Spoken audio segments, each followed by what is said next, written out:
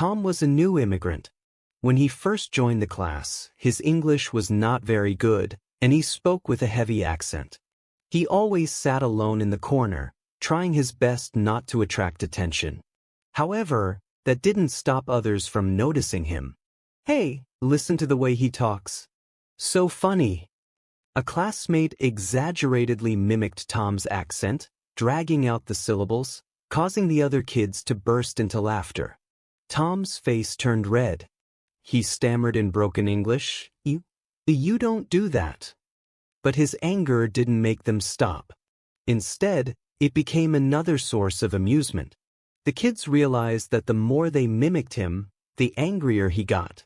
So, they continued teasing him, turning it into a fun little game.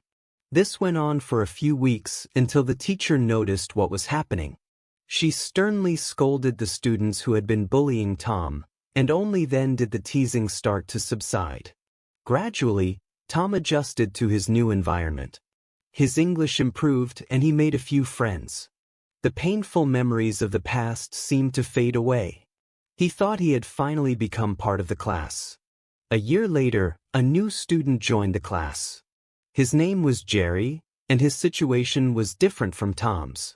He wasn't bullied because of a language barrier but because he had difficulty controlling his emotions. He often lost his temper over small things, sometimes even throwing objects, making the other students hesitant to be around him. "Look, he's about to freak out again." This time, it was Tom who mocked him. His friends burst into laughter, joining in. "Yeah, he's always like that. Such a weirdo." Tom imitated Jerry's angry expressions, widening his eyes and shouting, "Don't touch my book. Don't laugh." The laughter grew louder. Jerry trembled with anger, his eyes red with frustration. He shoved Tom aside and ran out of the classroom. Watching Jerry's retreating figure, Tom felt a strange sensation. He didn't actually dislike Jerry.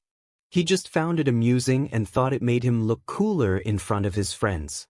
But as he recalled the times he was mocked a year ago, an uneasy feeling settled in his chest. One day, the teacher brought up the topic of the cycle of bullying in class.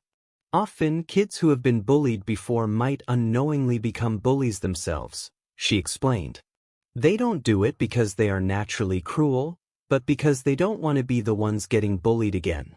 They remember the feeling of helplessness and isolation, and deep down, they fear being in that position once more. To protect themselves, they sometimes choose to side with the aggressors or even become aggressors themselves, ensuring that they are not the weakest ones. Tom froze. He thought of his past self, the little boy who had been mocked, angry, and helpless. And now, he had become the very person he once feared.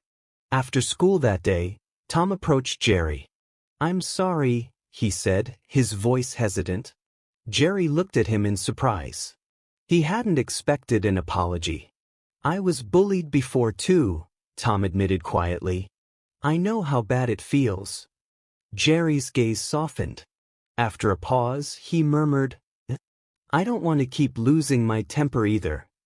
From that day on, Tom tried to understand Jerry instead of making fun of him.